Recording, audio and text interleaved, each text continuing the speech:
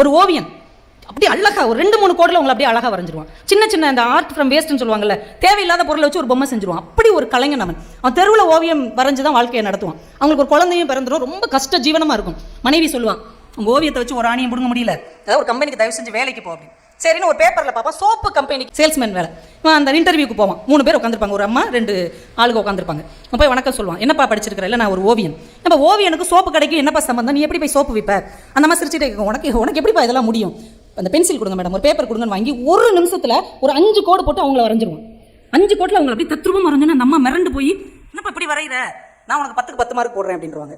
மீதி 2 பேர் சொல்லுவாங்க, அவங்க சொல்றது இருக்கட்டும்பா, உனக்கு இந்த வேலைக்கு என்ன சம்பந்தம்? சிரிச்சுக்கிட்டே சொல்லுவாங்க, முதல் 3 பேருமே என்னை செலக்ட் பண்ண மாட்டேன்னு சொன்னீங்க, இப்போ நான் வரைஞ்ச உடனே இந்த அம்மாவுக்கு என்னை பிடிச்சி போச்சுல, அது மாதிரி நான் ஒவ்வொரு கடையிலையும் போய் ஏதோ ஒரு வகையில் நான் படம் வரைஞ்சி அவங்க மனசுல இடம் பிடிச்சிருவேன், அப்புறம் ஆர்டர் வாங்கிடுவேன். பரவாயில்ல, கொஞ்சம் நியாயமாக தான் உன்னுடைய கருத்தை சொல்கிறேன், ஆனால் 500 ரூபாய் நீ அட்வான்ஸ் கட்டணும்.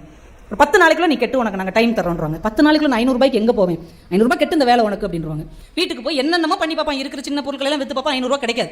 மனைவியும் மகள்கிட்டையும் ஒரு ஐடியா சொல்லிட்டு ஒரு பார்க்குக்கு போயிடுவான். பார்க்குக்கு போய் இந்த ஓவியம் வரைகிறதுக்கெல்லாம் சாட்லாம் வச்சு உட்காந்து இந்த ஏதோ ஒரு கஸ்டமர் மாதிரி வந்து, எங்க என்னை வரைவீங்களா அப்படின்னு உட்காருங்க வரைகிறேன்னு 5 நிமிஷத்தில் அவன் மனைவியை வரைஞ்சு கொடுப்பான். அவன் உடனே எடுத்து ஒரு 10 ரூபாய் கொடுப்பான். கொடுத்துட்டு எல்லாத்தையும் போய் காப்பா, பாருங்களேன் ஒரு 5 நிமிஷத்தில் என்ன எவ்வளோ அழகாக இருந்தாலும் வரைஞ்சிட்டார், வெறும் 10 ரூபா தான், வெறும் 10 ரூபா தான் அவள் போயிடுவான்.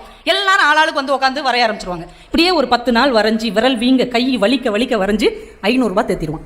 தேத்தி இந்த வேலை எப்படியாவது நம்மளுக்கு கிடச்சிரும், நம்ம லைஃப் செட்டில் ஆகிருந்து பஸ்ஸில் ஏறி அந்த கம்பெனிக்கு போவான். பாருங்க, பஸ் ஸ்டாப்பில் கூட்டத்துக்குள்ள இருந்து இப்படி இறங்கும் போது சகதி வலிக்கு அப்படியே விழுவான், அப்படி மல்லாந்து விழுவான். ஒரு கார் 2 கையிலையும் ஏற்றிட்டு போயிடும், 2 கையிலையும் கரெக்டாக அந்த உள்ளங்கையில ஏற்றிட்டு போயிடும்.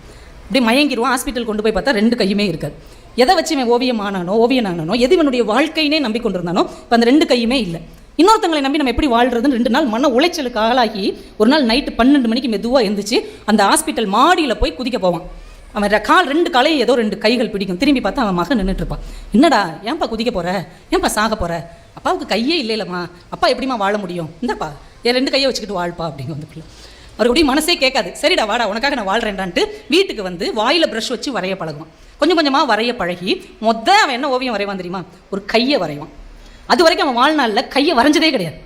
எல்லாரையும் வரைவான், பொருட்கள் வரைவான், ஆனால் கையின்னு ஒன்று தனியாக வரைஞ்சதே கிடையாது. ஆனால் வாயிட்ட ப்ரஷ் வச்சு மொத பழகி அவன் கையை வரைவான். பாப்பா கேட்கும், என்னதுப்பா கை வரைஞ்சிருக்க, இது யாரோட கை? அதுக்கு அவன் ஒரு பதில் சொல்லுவாங்க, யாரோட கையா இருந்தா என்னம்மா? கையுமா. யாரோட கையா இருந்தா என்னம்மா? அது கையுமா. என தன்னிடம் இப்போது கை இல்லை என்பதை அது இல்லாத போதுதான் அவனால் உணர முடிந்தது என்று சுஜாதா அந்த கதையை முடித்திருப்பார். இப்போ நம்ம கிட்ட அந்த கை இருக்கிற வரைக்கும் எனக்கு உணர்ந்திருக்கோமா? ஆனால் அந்த கையில் ஒரு வலி வரும்போது ஐயோ கையேன்னு ஒன்று இருக்குன்னே நம்மளுக்கு தெரியும். அது மாதிரி தான் நல்ல உறவுகள், நல்ல நண்பர்கள், நல்ல மனிதர்கள், நல்ல பழக்கங்கள் நம்ம கூட இருக்கும்போது அதோட அருமை நமக்கு தெரியவே தெரியாது. அப்படி ஒன்னே இல்லைன்ற ஒரு சூழ்நிலை வரும்போது தான் அதோடைய அருமை தெரியும்.